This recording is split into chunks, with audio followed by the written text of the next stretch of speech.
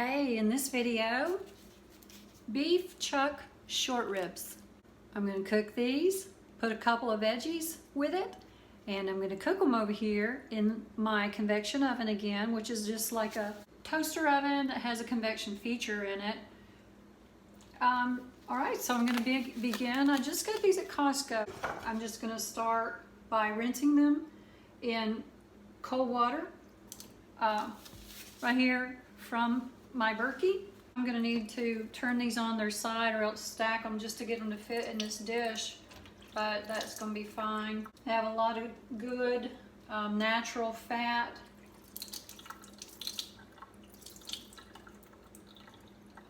On these, which the good Lord made for us to have fat. He wants us to have fat.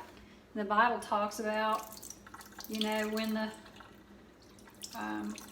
when people were rejoicing and stuff, is like, bring the fatted calf, you know. That was the instruction from like the patriarch or the, you know, the father of the group. And so eating the fat is a good thing. I'm just saying that meat has always been ancestrally appropriate, as Dr. Berry always says. It's best for us. So anyway, today all I'm going to use is a little salt and pepper.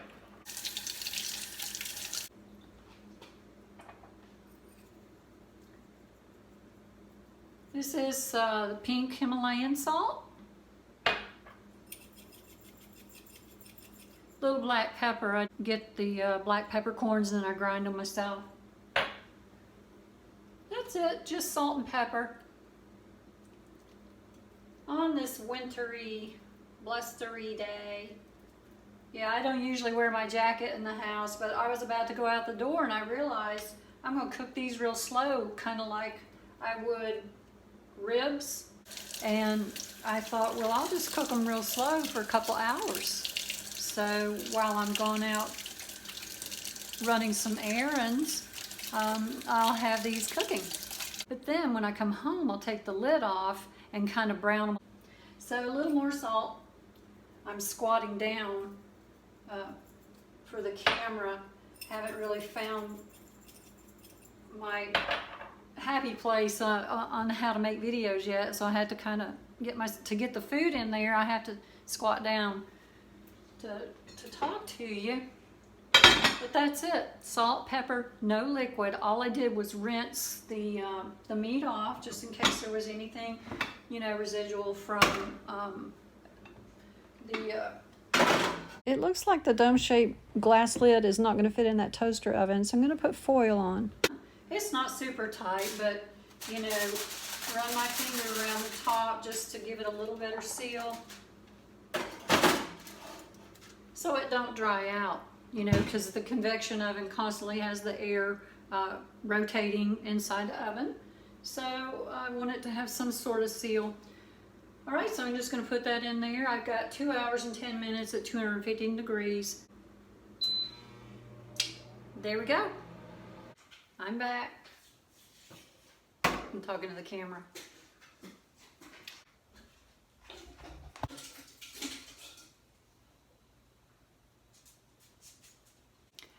All right, so I took off the foil, and what I did, it had a whole lot of juice that you saw in there, but I wanted to save that. So I put that over here in this jar, and I'm just going to stick that in the fridge and use it for another dish next week.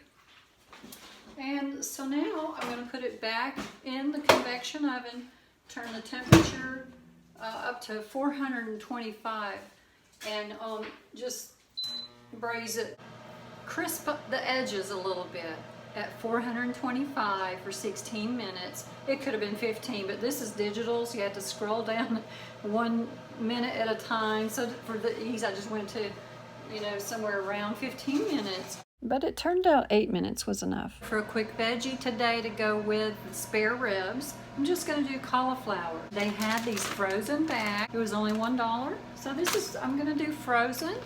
And what I'm going to do is all this grease that I just poured off the spare ribs, I'm just going to put in a little saucepan. You know, swish it around, try to get some of that bone broth. Look at that yummy stuff off of those spare ribs. I mean, I probably put an ounce or two in my saucepan, and then I'm just going to put the whole bag in. Then I'm going to stir it around a little bit, try to get all those nice juices up into the cauliflower. And I'm going to keep the rest of this good fat and bone broth that came off of those spare ribs, and we'll keep it in my refrigerator after it cools off. I'm trying to get all the benefit of the fat from the spare ribs into my tummy. I want to eat as much fat as I can, within reason. So I decided to put a little bit of kale. This is that pre-washed kale. It's all triple washed, you know, ready to use. So I'm just gonna put this, you know, about 2 big handfuls. It'll cook way down, you know.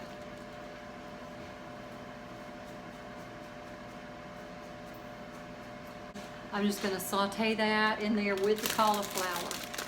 Put my little handy clothespin on here. Don't need anything expensive, just a regular old clothespin. Works just fine. And here is the meal that we're about to enjoy. Yum. So we're finished eating. I just put everything all in one container here. The same one that I cooked it in. And stick it in the fridge. And here is keto fat bombs. And what I did, I try to not have any dessert, but if I need one, I try to have these already made and in my freezer. So this is the recipe that I chose. It is chocolate almond cheesecake fat bombs. You may want to pause it right here and write it down or do a screenshot. On my phone, that's hold down the power button and the up volume at the same time. I did not do the coating because I was out of an ingredient, but they taste delicious just like this, and my husband really likes them too. But I'm telling you, if I don't have something on hand, I will blow my diet fast. So it's really great to have a little bit of a sweet flavor, and even just one of these completely satisfies my sweet craving.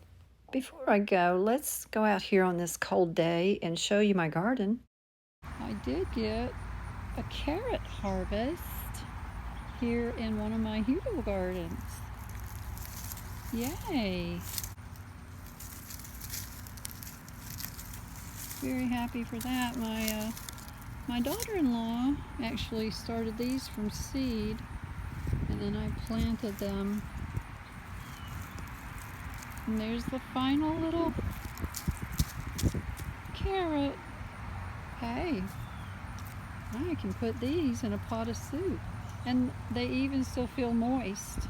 Just a little, slightly moist. If you like the video, you can show me some love by sharing it, clicking that cute little thumbs up button, or subscribing. And come back next time. Watch my next video, please.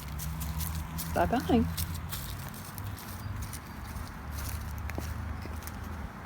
Okay. Thank you.